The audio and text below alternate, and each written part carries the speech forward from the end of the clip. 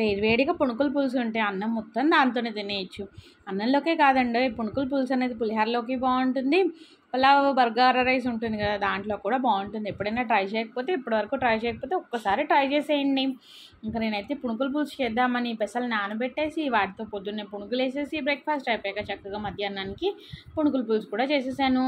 ఒక్కసారి చేసుకుంటే రోజంతా దీంతోనే తింటారంటే నమ్మండి. సరే కానీ మనం వీడియోలోకి వెళ్ళిపోదాం. ఇప్పుడు వీడియోలోకి వెళ్ళే ముందు వీడియోకి ఒక లైక్ ఇచ్చేసేయండి. పునుకులు అంటే ఇష్టం లేని వాళ్ళు ఎవరుంటారు చెప్పండి. బలం కూడాను, ప్రోటీన్ కూడాను.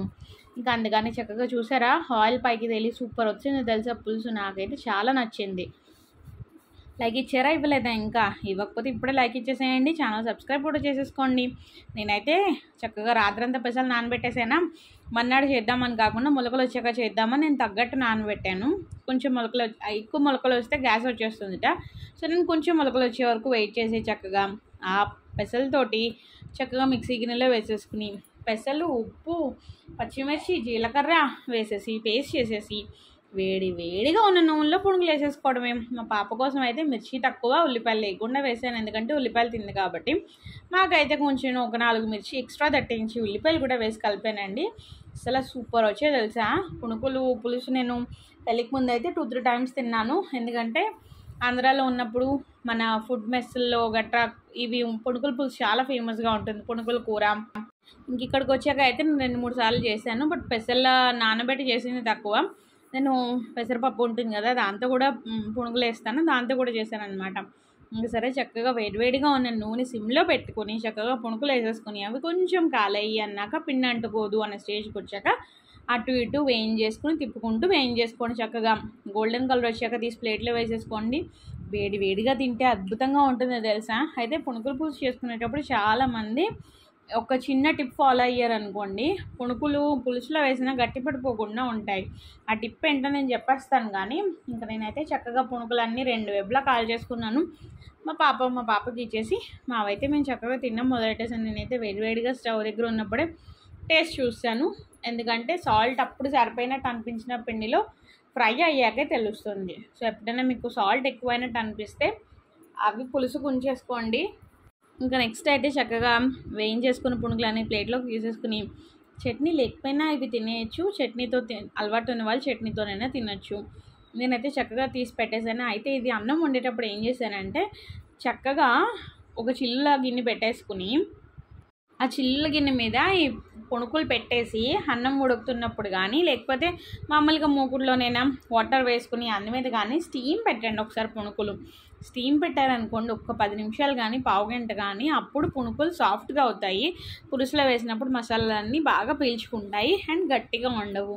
ఈ టిప్ నచ్చితే మీ వాళ్ళందరికీ కూడా షేర్ చేసేయండి. మరి ఎవరి పులుసు అయితే గట్టిగా పునుకులు అంటే కొట్టుకునేలా ఉంటాయో వాళ్ళకైతే షేర్ చేసేసేయండి. అండ్ నేను పునుకుల్లో సోడా కూడా వేయలేదండి, సోడా వేయకుండానే చక్కగా బాగా వచ్చాయి.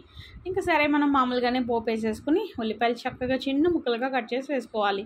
వేసుకుని అందులోనే అల్లం వెల్లుల్లి పచ్చిమిర్చి పేస్ట్, నా దగ్గర అల్లం వెల్లుల్లి పచ్చిమిర్చి పేస్ట్ ఉంటుంది రెడీగా, అదైతే వేసేసి పచ్చివాసన పోయే వరకు అయితే వేయించుకోండి.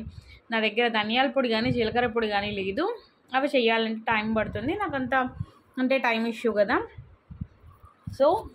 సో అందుకని అవి ఫ్రై చేసేసుకుని చక్కగా కొంచెం వేగాయి అన్నాక అప్పుడు పసుపు ఉప్పు కూడా వేసేసి వేయించేసుకోండి. పచ్చివాసన పోయాక మాత్రమే మిగిలిన ప్రాసెస్ స్టార్ట్ చేసుకోండి. టమాటో ప్యూరీ అయినా చింతపండు అయినా ఏదైనా కానీ అల్లం వెల్లుల్లి పేస్ట్లో ముఖ్యంగా చింతపండు వేసే ముందైనా కానీ పచ్చివాసన పోవాలి. ఎందుకంటే ఇంకా మనం టమాటోలు కానీ చింతపండు కానీ వేసేస్తే అల్లం వెల్లుల్లి పేస్ట్ పచ్చివాసన పోదు అండ్ బ్యాడ్ స్మెల్ వచ్చేస్తుంది. లాస్ట్లో తినేటప్పుడు కూడా టేస్ట్ అస్సలు బాగోదు. సో మీకు ఇంకా కావాలి అంటే అల్లం వెల్లుల్లి పేస్ట్ వేసాక ఒక 5-10 మినిట్స్కి కారము, గరం మసాలా, మిగిలిన మసాలా పొడులు అన్నీ వేసేసేయండి. వేసేస్తే అవి వేసాక అయితే అల్లం వెల్లుల్లి పేస్ట్ ఖచ్చితంగా వేగిపోతుంది. అప్పుడు మీరు టమాటాలు వేసుకున్న ప్రాబ్లం ఉండదు. నేనైతే టమాటాలు కూడా చాపర్లోనే చాప్ చేసేసి చక్కగా వేసేసాను. కారం, గరం మసాలా కూడా వేసేసి చక్కగా కలిపేసుకున్నాను. ఇప్పుడు ఈ కలిపాక కూడా ఇంకొక 5 మినిట్స్ ఉండనిచ్చారనుకోండి చక్కగా వేగుతాయి. ఇప్పుడు ఇందులో మీరు చింతపండు పులుసు కానీ టమాటో ప్యూరీ కానీ మీ ఆప్షనల్. మేము కర్రీ కింద ఇష్టపడతాము అంటే టమాటో ప్యూరీ వేసుకుని చేసుకోండి, లేదు చింతపండు కొంచెం గుజ్జు లాంటిది వేసుకోండి. నేనైతే చింతపండు పిసికి పులుసులా చేసుకుని అది పక్కన ఉంచుకున్నాను. అది వేసేసాను. సరిపడా నీళ్లు పోసుకుని ఉప్పు సరి చేసేసుకుని నచ్చిన వాళ్ళు కొంచెం బెల్లం ముక్క వేసుకోవచ్చు, నేను వేయలేదు. ఇంకా చక్కగా పులుసు మరుగుతున్నప్పుడు ఉడికించుకున్న పునుగులు వేసేసుకుని ఒక్క మరుగు మరగనివ్వండి. సాల్ట్ మళ్ళీ టేస్ట్ చేసుకోండి, చెక్ చేసుకోండి. అండ్ పైనుంచి కొత్తిమీర చల్లుకోవడానికి రెడీగా కొత్తిమీర కట్ చేసేసి ఉంచుకోండి. ఇంక అంతేనండి. అన్నంలో కలుపుకొని తింటే అసలు అద్దరిపోతుంది. మీరు ఒకవేళ చపాతీలతో తిందామనుకుంటే చింతపండు గుజ్జులా వేసుకోండి, అలా వేసుకుంటే సరిపోతుంది. ఇంకా నాకైతే నేను అనుకుంటున్నాను మీకు ఈ వీడియో అయితే నచ్చేసిందని. సో నచ్చిందని చెప్పాలంటే వీడియోకి ఒక లైక్ ఇవ్వాలి, ఛానల్ సబ్స్క్రైబ్.